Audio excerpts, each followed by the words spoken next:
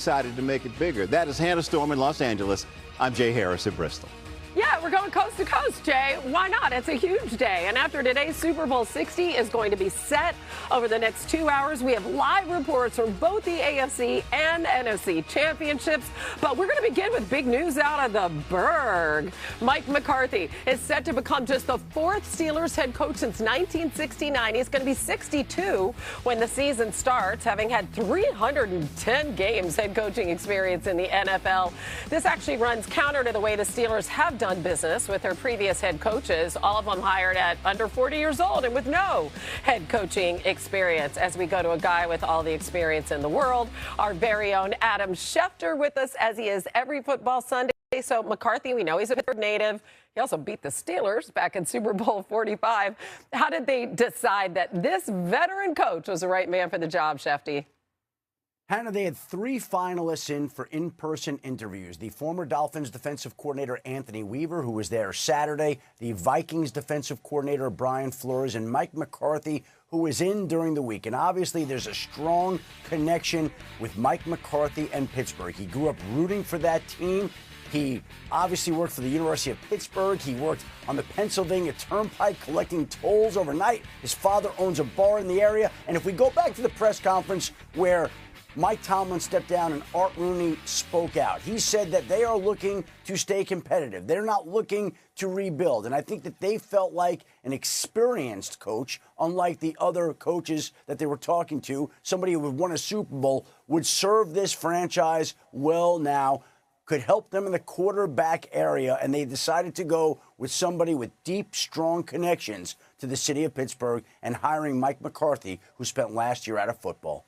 Yeah, listen, a guy who understands that market, who understands that tradition, and also who understands their quarterback of last season, Aaron Rodgers. And I know you reported last week that the Steelers are open to Rodgers coming back next season. Obviously, he and McCarthy were together in Green Bay, but they were also there when McCarthy left Green Bay and was replaced by Matt LaFleur.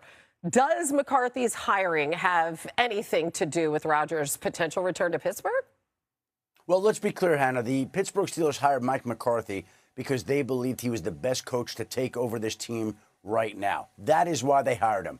But I also think it doesn't hurt that there is a relationship with Aaron Rodgers, who still has not made a decision about whether or not to play in 2026. He told the Steelers he wanted to take a good month to decide whether or not he wanted to play. I think most people thought that he went to Pittsburgh to go play for Mike Tomlin, and with Tomlin gone, that he wouldn't be back. But the Steelers have always kept open the door for Rodgers, almost to a man. The players wanted Rodgers back next year, which they shared during their exit interviews with the organization. The players want him back. The organization wants him back. The question is whether Rodgers wants to come back. But having a coach who he's played for before, somebody that he could pick up the system very easily, maybe that entices him to decide to come back to play one more year. That's up to Aaron Rodgers, and he has not made a decision yet.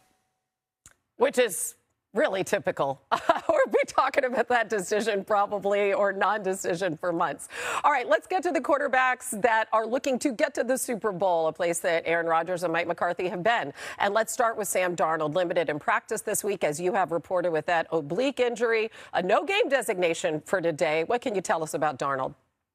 And he's going to start today, make no doubt about that, but he split reps at practice this week with Drew Lock. They shared the reps, and I'm told that Darnold threw short passes, medium passes, but never let it rip during practice due to that oblique injury. He plans to be out there today, and to try to let it rip today. He will start today, but that oblique injury does linger for Sam Darnold. As for Bo Nix, he underwent surgery this past week on that suffered on this play right here against the Buffalo Bills. It'll sideline him, I'm told, 12 weeks. And the issue really is not the surgery, it's the recovery and him not being allowed to put weight on that ankle for a good month at all. So for anybody that had any hopes that somehow Bo Nix could miraculously return if the Broncos managed to beat New England and advance to the Super Bowl, that's not going to happen. He's not allowed to put any weight on that ankle for at least a month. He's supposed to be off the ankle for 12 weeks. He is expected to be ready for OTAs.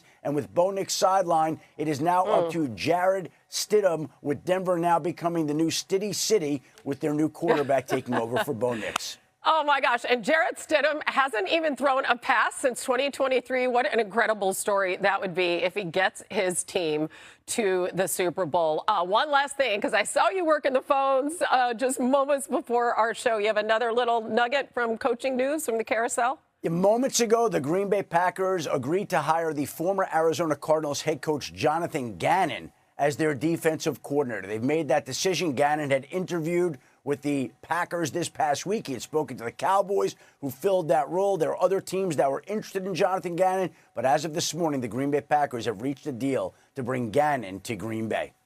Okay, and Jeff Hafley gone to the Dolphins. Adam, just that carousel just keeps on spinning. Yep. You're all over it, my friend. We'll see you back in a bit. Thank you. Happy champion. Yeah. Matchup on Championship Sunday, and Dan Graziano joins us now from Denver ahead of the Patriots and the Broncos. Dan, what does New England think it needs to improve upon from their first two playoff games if they're going to win today and advance to the Super Bowl? Ball security and pass protection. The Patriots have won both these games, obviously, but they've turned it over a total of 5 times. Drake May has been sacked 10 times and fumbled 6 times in 2 playoff games, lost 3 of those 6 fumbles. So the left tackle, the rookie left tackle, Will Campbell, was almost despondent after the game Sunday night, even though they won, because he said, I'm better than what I put out there tonight on the field. So the Patriots know they have to get better at protecting May and keeping control of the football, and it's the whole operation. May said this week he's got to have an internal clock in his head, and that was his focus during practice this week, reminding him when he's holding on to the ball too long. Offensive coordinator Josh McDaniels working with May and the offensive line and everybody really on the whole operation. What can we do better? Is it about me getting the play call in quicker? Is it about, identifying what the defense is showing quicker? It's going to be another tough challenge against a team that led the league in sacks in the regular season in the Denver Broncos. Patriots coming in having already allowed 10 sacks in 2 playoff games. They know May will make some big plays. They know the defense will step up, but they need to be better in those 2 areas. Patriots have 11 Super Bowl appearances coming into this season. That is 3 more than any other team all time. They can add to that total today. Dan Graziano, thank you, sir. Ball security, job security. Can the Patriots or will be the Broncos secure position in the Super Bowl? Coach Herm Edwards and Damien Woody back for more. Let's start on the Patriots side of things. D-Dub, what is the key for the Patriots to win today? Yeah, Dan Graziano laid it all out there. It's pass protection and Drake May taking care of the football. Think about it. Last week against the Houston Texans at home, okay, Drake May was sacked 5 times. Will Campbell, their rookie left tackle, he had a handful with Will Anderson Jr. Now he's going to draw Nick Bonito on the road against a team that led the league in sacks. And so it's going to be paramount to have a plan for how this Denver Broncos defense is going to come after. And then Drake May has to take care of the football. He had 4 fumbles, 2 lost last week. And so you don't want to give Jerry Stidham and that offense more opportunities by being reckless with the football. D. Wood makes a great point, and I think what's getting overlooked is the Patriots' defense. Sure. They've got a really good defense. I mean, they're only giving up 19 points a game. So people kind of get this thing twisted. Their defense keeps them in games. And D. Wood makes the point. Last week, without this defense, the Patriots are sitting at home. Sure. As many turnovers as you had in a playoff game against a good Houston football team, and you find a way to win that says a lot about your defense not allowing the points to get out of hand when you turn the ball over. So you got to tip your hat to that defense. It's interesting hearing you guys talk about all of the questions that surround both teams when you look at them as the 1 seed and the 2 seed in the AFC Championship game.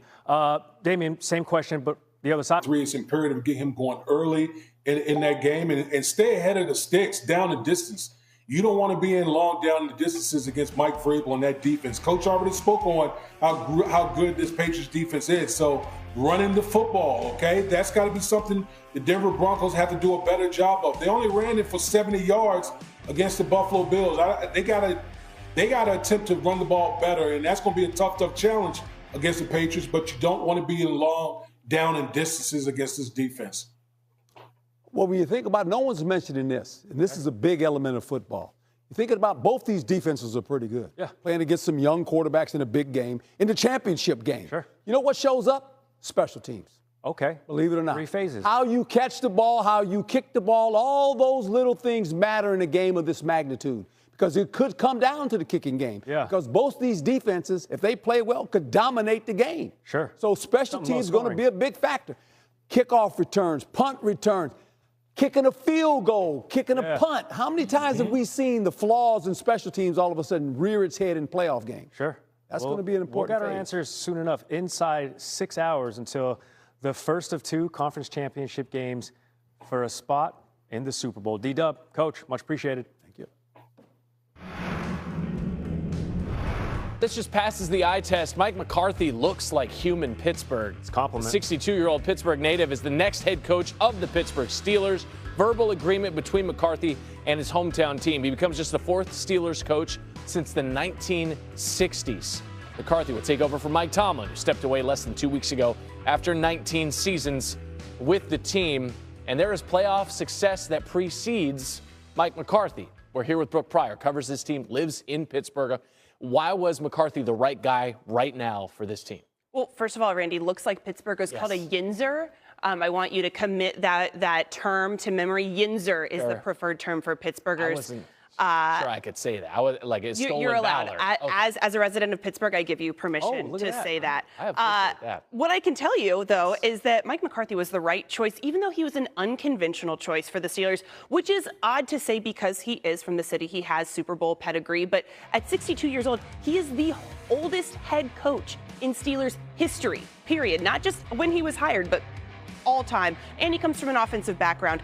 But like you said, he is from Pittsburgh. His high school, which is actually now a luxury apartment building, like, you know, gentrification happens. Sure. But it's 4 miles away from the Steelers practice facility. He understands this city better than any of the candidates. And not only that, but his connection to the Steelers as they are right now actually goes back to New Orleans, because when he was there as the offensive coordinator in 2000, Omar Khan was an assistant. He was a personnel assistant. Yeah. He is now the general manager of the Pittsburgh Steelers. Andy Weidel, now the assistant general manager of the Pittsburgh Steelers, was a combine scout. So who knew 26 years later in New Orleans that would all lead to bringing Mike McCarthy back home to Pittsburgh? There are all sorts of ties also with the current iteration of a football player in this uniform, and that's Aaron Rodgers, because those two combined when they were in Green Bay together, Mike McCarthy and Aaron Rodgers, to beat the Steelers in Super Bowl 45. And now Aaron, who spent most of 13 seasons with this man in Lambeau Field, has to decide whether he plays or not moving forward. How does this hire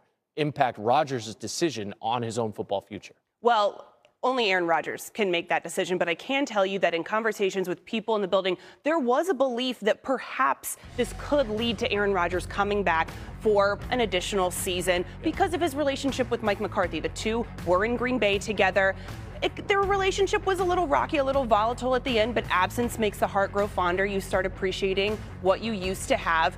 But even if Aaron Rodgers doesn't come back, Mike McCarthy has a reputation for working with and developing quarterbacks. Obviously, Rodgers in Green Bay. He was a quarterbacks coach before he became an offensive coordinator. If Aaron Rodgers doesn't come back, the Pittsburgh Steelers need a quarterback. They have 6th-round pick Will Howard on their roster from last year. They also have the number 21 overall pick this season. So if Rodgers doesn't come back, then this hire signals to me that they believe Mike McCarthy can be the guy to develop the next franchise quarterback. Whoever that may be, McCarthy and Rodgers, they did win 107 games together.